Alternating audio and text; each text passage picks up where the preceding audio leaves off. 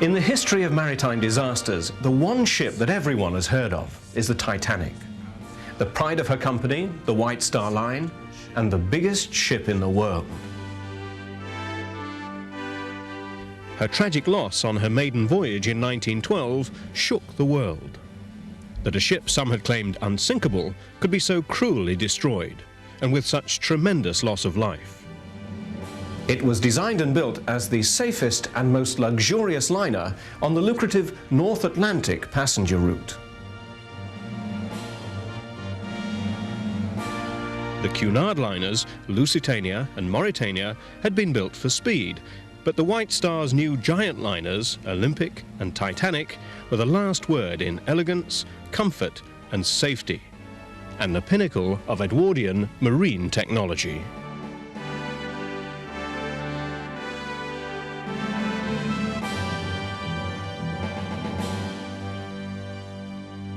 New theories are still being debated, whether inferior steel was used in her construction, whether a fire in her coal store urged the captain to maintain a dangerously high speed in an ice field with definite warnings of icebergs.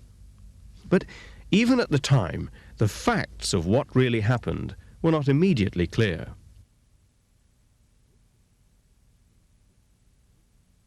What is clear is that the great ship, built by Harland and Wolff in Belfast, along with her sister ship Olympic, set sail from Southampton on April the 10th, 1912. She called at Cherbourg and Queenstown in Southern Ireland before setting off towards New York. At 20 minutes to midnight on April the 14th, she struck an iceberg in the North Atlantic. Just over 2.5 hours later, she had gone down.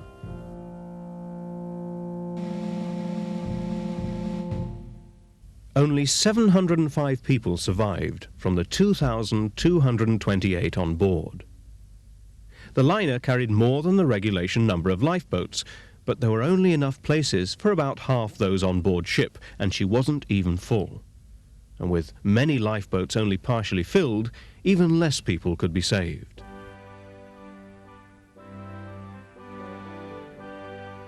At dawn, these survivors were rescued by the liner Carpathia, the first ship on the scene. On both sides of the Atlantic, confusion reigned, particularly in the press. What were the facts? Many newspaper editors had to speculate on what had and what was happening.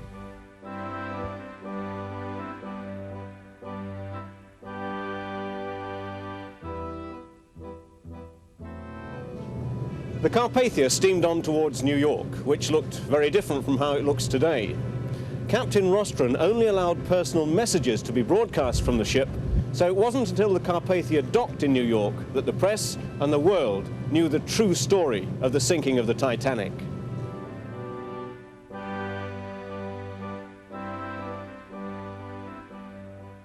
The profusion of information in the American press looked at the disaster from all sides, and some of the sidelights featured in the minor headlines carry their own human interest.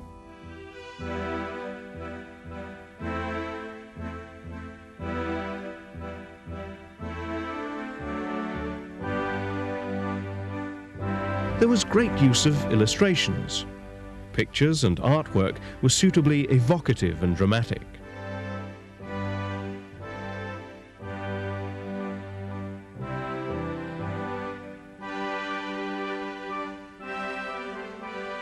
There were various graphic ways of comparing sizes of the ship to buildings and the iceberg.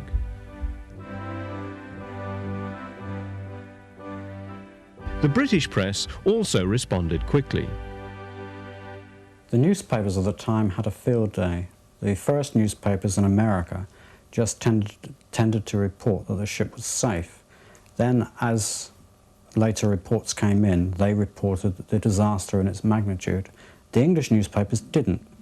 They just said that the ship had been saved and that she was under tow and everybody had survived.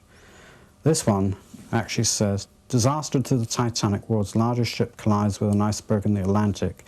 But underneath it does say that everybody was saved and that the ship is being towed. In the later editions it had the full disaster. On Saturday, April the 20th, which was the first Saturday after the disaster, the newspapers, or a lot of them, produced their own special editions. This shows one cover of the Daily Mirror for Saturday, April the 20th. And this is this same newspaper with a different cover. One was the first edition and the other was the second edition. The Daily Graphic, which was a daily newspaper, well, in fact there were two of them. One was an illustrated one which came out on the Saturday only, and this one was the normal daily newspaper. This is a special complete magazine, or complete newspaper rather. There was a commemorative one, whereas the graphic magazine, which is this one, has a few articles on Titanic, but the rest of it is the normal magazine. This was very much like the Illustrated London News. On April the 27th, which was the following Saturday, they did it yet again. Not so much with the newspapers, but with the magazines. They were bringing out all kinds of more detailed items that they thought that the public would be interested in, which of course they were. Well, we found that when we were doing research for the book, all kinds of little human interest stories. And the favourite one is that the passengers got off the ship with 5 dogs. Believe it or not, they managed to save 5 dogs. I couldn't believe it when I read it. My daughter had asked me some years ago about this, and I said no, there weren't any dogs that survived. And there it was, out of 300,000 words, one paragraph. It wasn't only the Graphic that did special editions. This one is of the Sphere for the 20th, but also the Illustrated London News, Lloyd's Weekly News. They brought out a superb magazine completely devoted to the Titanic. Very, very good indeed. I think they ended up going to 3 editions within just a few weeks. Very popular. Then there was a profusion of memorial artifacts, postcards, artwork, sheet music. The style was melodramatic and sentimental, but sincere and of its time.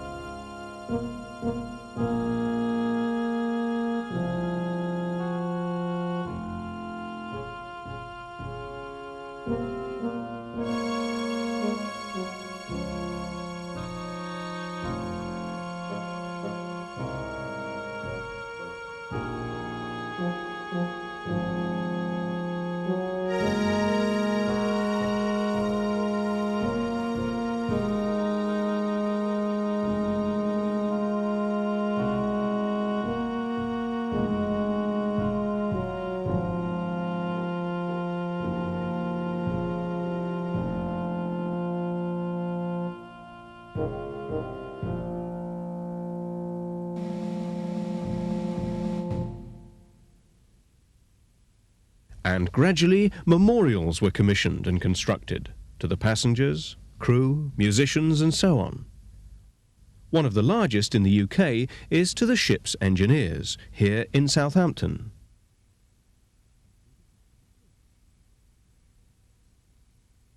A statue to Captain Smith was funded by private subscriptions and eventually erected in Lichfield, Staffordshire, a place with no particular link with him or the great ship.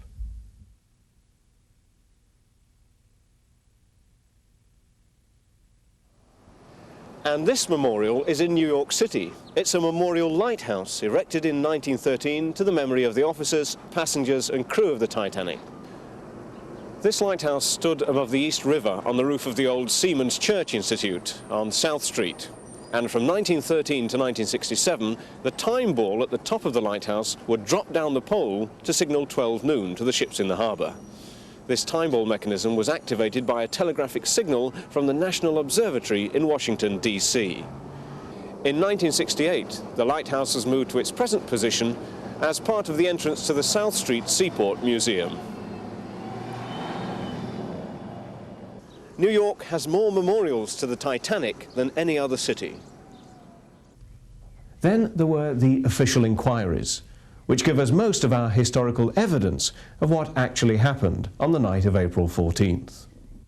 There were two inquiries for the Titanic. The first one was in America, where they subpoenaed nearly all the crew, including Bruce Ismay, who was the chairman of White Star Line, and the senator's report was that he personally was to blame, which was totally wrong.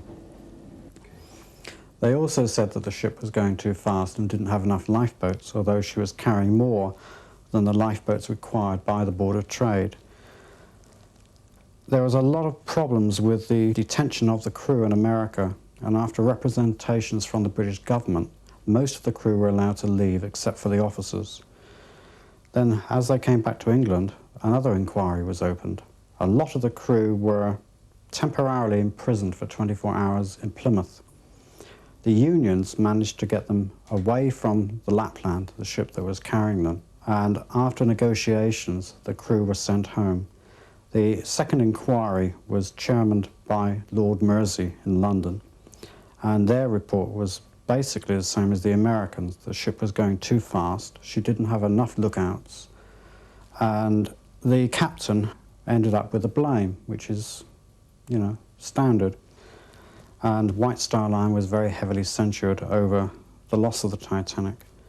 After the sinking, the ships were made to travel much farther south on the ice routes to lower their speed, to have lifeboats for all, and to maintain much better lookouts. In 1991, another government inquiry was instituted because of the finding of the Titanic where Captain Lord said she was.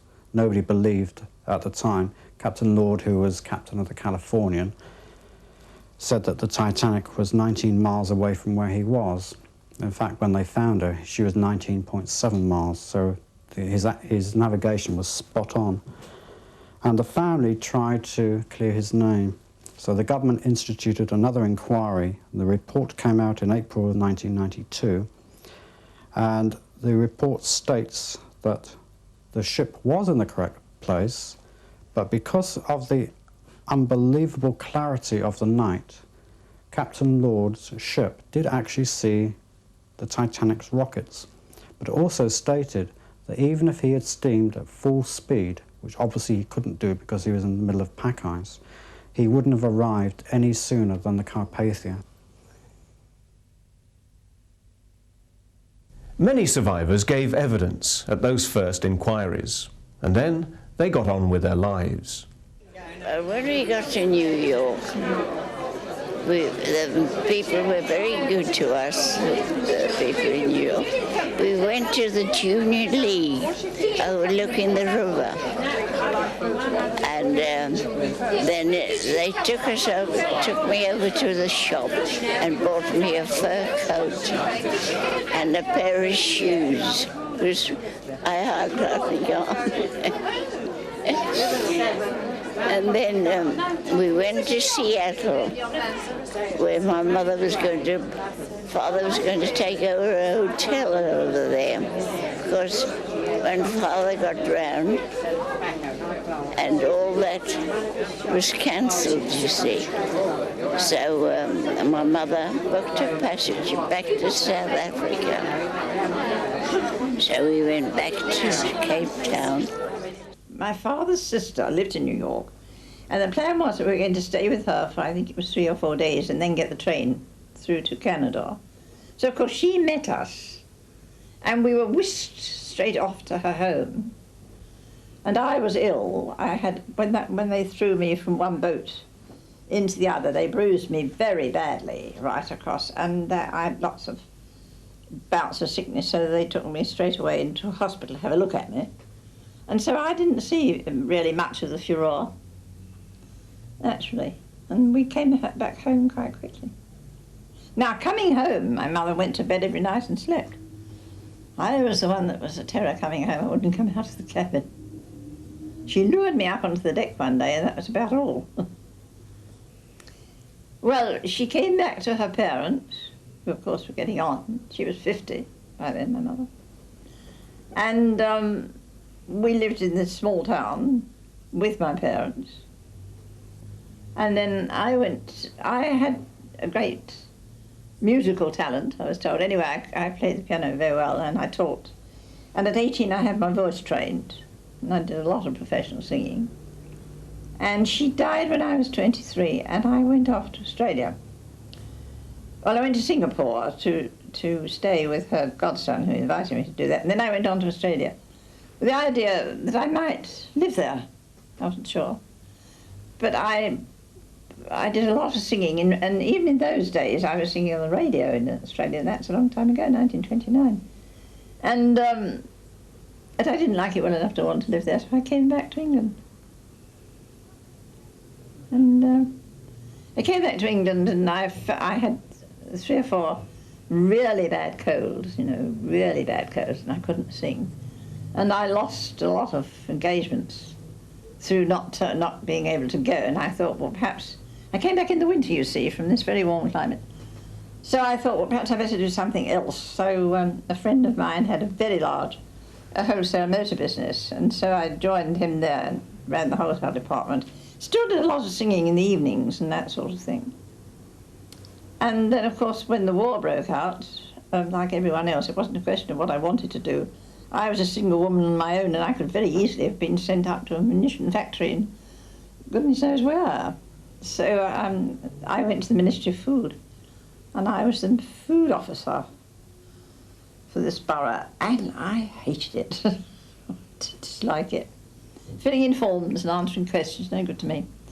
So I got out of that and went to work in a factory where they were making not actually munitions, but parts for guns and for what we called bomb slips, the things that the bombs were slipped with, I suppose, out of the aeroplane.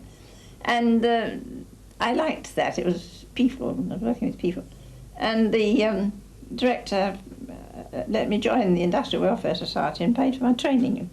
So I became an industrial welfare officer, and that I did to the end of my working days, which I loved because it was dealing with people. In addition to that, I was a magistrate, and I loved that too, because again, it's people. Now I'm so old I have to just sit and talk about it. And shortly after the war, Walter Lord, researching his book, A Night to Remember, was trying to contact as many survivors as possible. Eva Hart is a perfectly marvelous person. She was only 7 or 8, but she was extremely wide-eyed and alert, and remembered, I thought, very well, particularly the awakening of her getting up, getting dressed, getting a life preserver, getting it up on deck, being separated from her father, or when he put them in the boat, I think. And it was, she was just a wonderful source, and she liked talking about it. There were other wonderful sources. Renee Harris was a lady who was on board the Titanic with her husband, who was a theatrical producer. They were in the theater business, and they knew she had a sense of crisis and climax, and she later went into the theater business herself because she lost her husband on board. She got on one of the last lifeboats, in fact, the last lifeboat. And she could see what I was looking for, the vivid things. And she was at the same time a good reporter, and she was on almost to the end. Captain Smith saw her at one point on the bridge when the ship was almost at its beam's end, and he said, "What are you doing still here?" Because he knew her from being a prominent passenger. And she walked from the starboard side to the port side through the bridge. I think she was probably the last passenger to see Captain Smith, because she left only 15 minutes after her lifeboat left, the ship went down. Oh, she was one of the best sources, too, that I had. Her name was Edith Russell. She was a perfectly wonderful person. She was a fashion stylist, she called herself. Her name was Rosenbaum at the time, and she was Edith Rosenbaum. And she had been to Paris for the spring collections of dresses and fashions and style. And her business was a little bit borderline. She made quick sketches of them, brought them back for New York to the designers, and which she sold them. So she had a sort of running trade back and forth across the Atlantic. She was on board with a separate cabin full of dresses and so on. The one thing she had that was of virtually no value, but which she cherished, was a little music box pig, which was a lucky symbol. She had been in an automobile accident, had survived, and her father gave her this, told her it was a lucky talisman to take it with her wherever she went. Pigs in France bring you luck. Edith Russell was firmly convinced that it brought her luck, and she wouldn't dream of doing anything without the pig being along. So when the Titanic was sinking and she was out on the boat deck waiting to get into the boat, she suddenly realized she didn't have her pig. And she was very hesitant, and her steward came up to her at that time. Stewards being very solicitous people on ships. They'll do anything for you. And this steward proved it by going back to Edith Russell's cabin and getting for her the pig, this pig. And so when he came back, it was wrapped in a blanket. And it was such a big bulging thing that in the half-light of lowering the boats, a sailor took it and threw it into the boat and told Edith to follow it. He thought it was a baby. And he said, "There's your baby, follow it." So Edith did follow it, and therefore she claims was saved by the pig. It's a musical pig, and she wound it up and played the Maxis for the children in the lifeboat. But most of the passengers in that boat that I found were just irritated by the pig, rather than thinking it was such a touching detail. Edith Russell, Edith Rosenbaum then, also kept the telegraphs she sent from the Carpathia.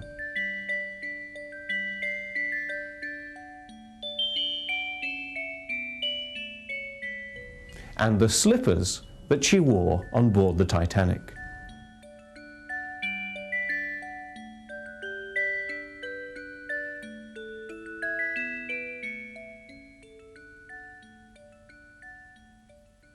William McQuitty, who produced the film version, A Night to Remember, was given a purse which had been found by a survivor in one of the lifeboats. There were some 80 survivors alive when I made this film, and I had 50 letters and contact with 50 of them.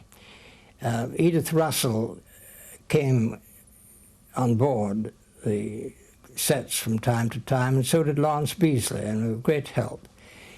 And one survivor sent me this purse with a letter, and it's a silver purse, and inside there's a 1-cent American piece dated 1912. I received this silver purse from Joe Mulholland. He says, "I met an old shipmate of mine down in the River Plate, South America, in La Plata. When ashore on the booze, his name was Baker, but all his mates called him Pancake. He was one of the crew who was lucky, one of the lucky ones to get away. He told me that the purse was lying in the bow of the lifeboat in which he was fortunate to crawl on board out of the ditch. Inside the purse was a brooch and $20, a ring, signet, 1-cent piece, a silver chain attached to the purse as strap or handle. I asked him what he did with the ring, brooch, and chain, and he told me that he flogged them for booze. I got the purse from him for a drink or two, containing the 1-cent piece. Pancake died in the asylum in Belfast." It's a difficult letter to read because Bill McQuitty saw the Titanic launched in Belfast as a boy, and he renewed a contact with the ship by having a copy of his autobiography, A Life to Remember, taken down to the wreck in a submersible. And it's got the official stamp to prove it. this book was taken down by the Russian submarine Mir 2 to the wreck of the Titanic. And this is their certificate to that effect. Bill McQuitty's film, A Night to Remember, is the finest screen version of the tragedy. And somehow the Titanic and the cinema were made for each other. The spectacular bigness of the whole venture, the blend of classes and characters aboard her, the epitome of elegance and style in design, engineering and lifestyle, and yet the fatal flaws in the design that could not save the so-called unsinkable ship from sinking, and in human judgment to negotiate an ice field at full speed, and to evacuate the liner more effectively with the time given to do it. the ship within sight that didn't come to the rescue, the many human stories of courage, heroism and despair. It was a microcosm of society and the end of an era, and it was a story made for the movies.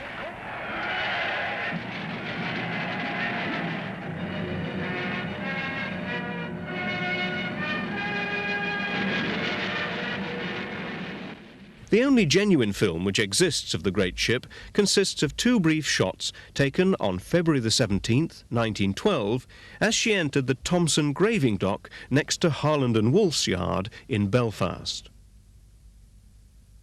Within days of the sinking, newsreels were being shown, put together from existing footage of the Titanic's sister ship Olympic, filmed on her maiden arrival in New York in June 1911.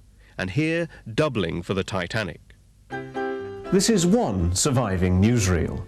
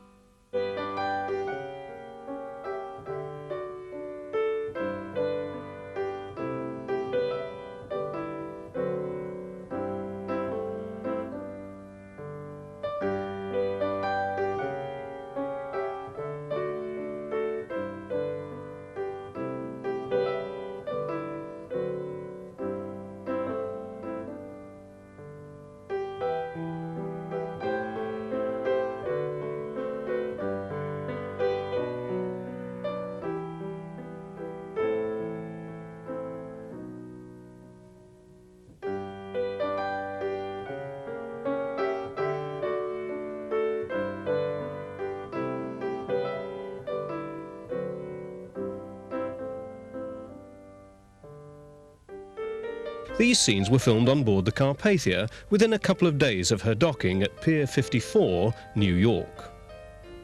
A number of young stewards from the Carpathia act up for the cameras. In these early days of cinema, these very long, unedited shots, moving photographs really, were very common.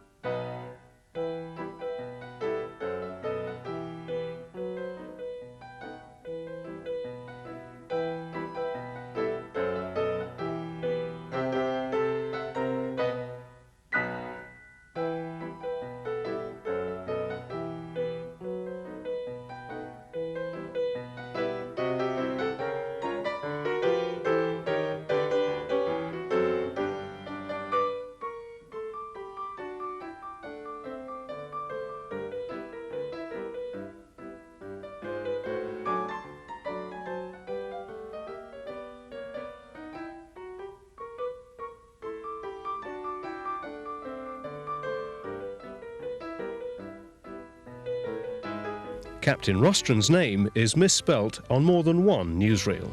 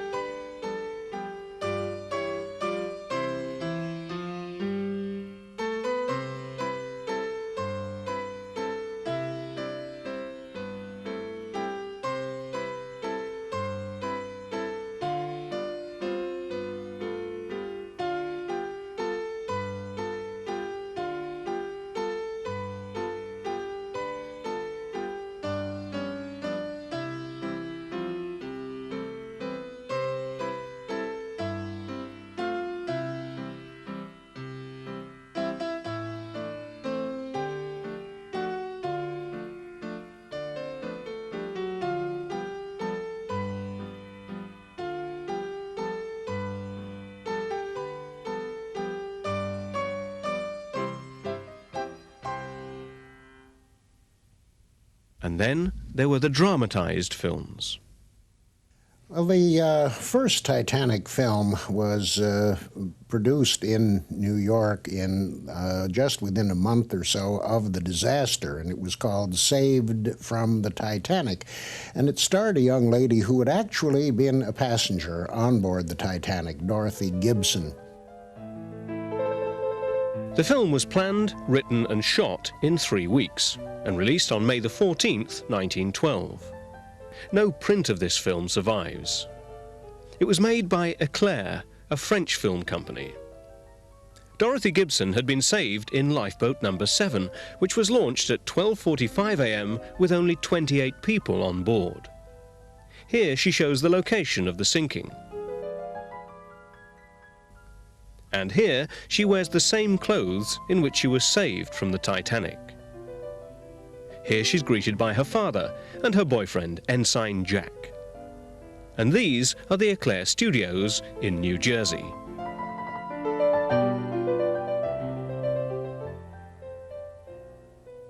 Following this, there was a German film within a year of the disaster, and then we had to wait until 1929 for the next one, which was a British film, the first all-British talking film called Atlantic. And Atlantic had among the members of its cast a young lady named Madeline Carroll. Atlantic was interesting in another respect. It was shot simultaneously. The same sets were used, and the English version was shot, and then they brought in another set of actors who did it in German. To make a comparison, here's a particular scene in English and then the same scene in German. It's nothing important, whatever it is. If anything loomed ahead of interest to us, you would hear 3 bells from the lookout. Thank you. No, we're not, buddy. Now we know where we are. And if you waited for that, you'd probably sit up all night. Good night, all. Good night. Good night. But I'm not going to do that. Und wenn wirklich was von Interesse gesichtet werden sollte, dann werden Sie von dem Mann im Auszug 3 Glockenschläge hören. Doch nicht zu ängstlich. Und wenn Sie darauf warten wollten, dann könnten Sie die ganze Nacht hier aufbleiben. Nein, wollen wir nicht. Jedenfalls eine gute Nacht.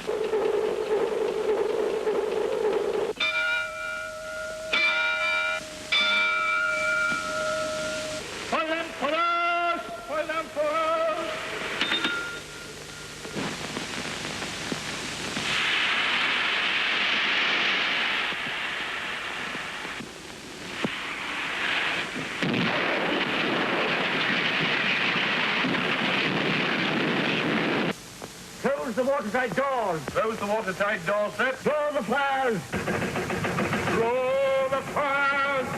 Draw the fires. Draw the fires. Hauptwitz! Schatten schließen! Schatten schließen. Löscht die Feuer unter den Kesseln! Löscht die Feuer unter den Kesseln. Löscht die Feuer unter den Kesseln. Löscht die Feuer unter den Kesseln. The disaster scenes are excellently achieved.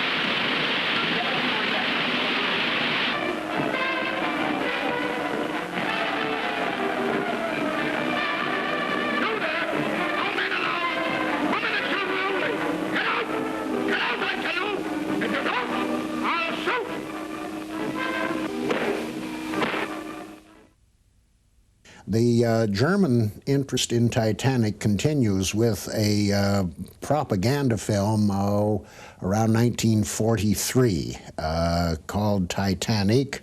And interestingly enough, some of the footage in the German propaganda film turns up in A Night to Remember. There have been several other films done during the post-war years. But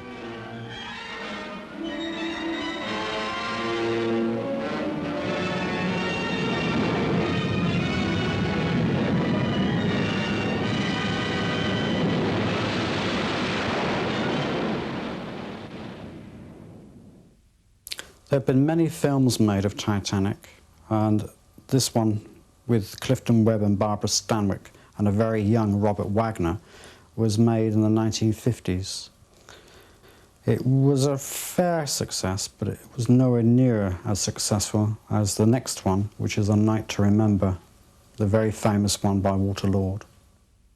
Head and Shoulders Above Them All is the film based on Walter Lord's book, and the same title, A Night to Remember.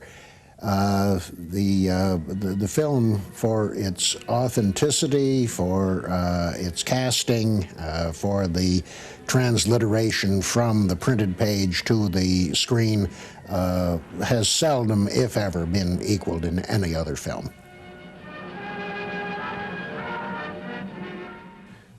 There is always, I think, a difficulty in translating print medium into visuals.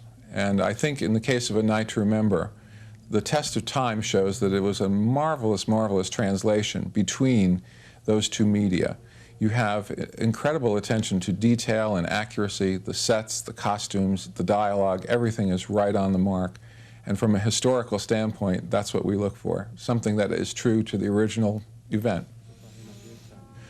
A Night to Remember is a significant movie for the reason that it is keeping the modern generation aware of the story of the Titanic. We use the movie very successfully in our English curriculum, and students of a wide variety of ability levels have found it an absolutely enthralling and fascinating experience to learn about the ship and the people who were on board. It has often been said that today's generation of teenagers is completely turned off and tuned out in terms of history. One only has to look at their riveted faces in a classroom showing of A Night to Remember to know that that's not true. The movie brings history alive, and from that standpoint, it is a valuable educational tool. One of the things that never ceases to amaze me, having seen the movie dozens and dozens and dozens of times, is the fact that it continues to move. It continues to touch the heart. You look at the movie, particularly the ending with the strains of Nearer, My God, to Thee, and it continues to clutch at the emotions. And I think really for a movie to withstand that sort of repeated exposure is really a testament to the beautiful job that was done. I think it stands up very, very well. Particularly the end of the ship. I don't see how they managed to do it so effectively when they were just working with the studios and props. And when the ship goes down under the sea, it just must have been the way it was. I've seen countless accounts of the ship going down, and it was just an enormously impressive performance. I would say I was lucky to have had a film producer, director, screenwriter, who followed so faithfully the facts as I felt I'd put them together.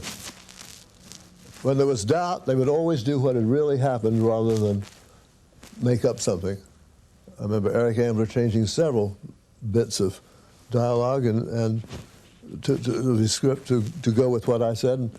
And I was so sure that what I said was right that I didn't appreciate sufficiently that the people who made the film were willing to go along with me, whatever I said. Walter Lord is the dean of Titanic scholars. In fact, I owe my own interest in the Titanic to having read Walter's book when I was just a young child. So many thousands and thousands of people can claim what I did, that Walter was the one who interested us in Titanic, and we're very grateful to him for that. Without his book, many of us would have been blissfully unaware of the incredible drama that was Titanic. So I think Walter is really the genesis of the modern study of Titanic. It was he who essentially built the first bridge between the coverage of 1912 and the modern day research efforts that are going on. It's in its 55th paperback printing. Then there are editions all over the world. For a while I collected them all, and I have a dozen or more, and they're fun to keep, and I proudly put them up on the shelf of my bookcase. But it interests me that so many people in so many places have become interested in this subject. The editions are in every language you could possibly think of. Not long ago, somebody sent me 9 copies of the Pakistani edition. Well, I wish I had 9 Pakistani friends, but they just sit on the shelf as it is. But the whole subject has become sort of gotten much attention. Bob Ballard has now gone to the bottom of the sea and found the ship, and that opens up a whole another can of mysteries. And I get a great deal of mail from all over the world, and interestingly enough, all ages. The letters start coming when children hit about 10 or 12, and if they're precocious and readers at all, they will start reading and they will start asking questions too. And they do that a great deal, and I try to answer them all. Do it a great deal, probably I get half a dozen a month. And considering this has gone on for 30-some years, it adds up.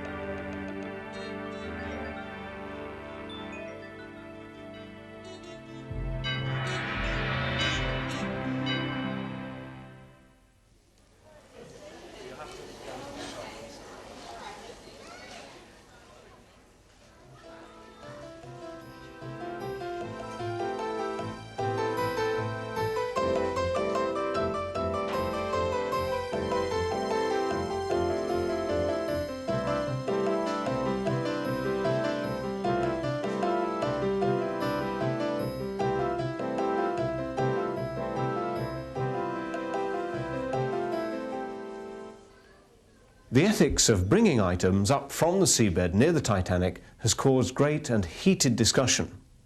But what this exhibition has done has brought the Titanic tangibly closer to today. Suddenly it all seems very close, very new, very real. The Titanic is one of those subjects that fascinates people.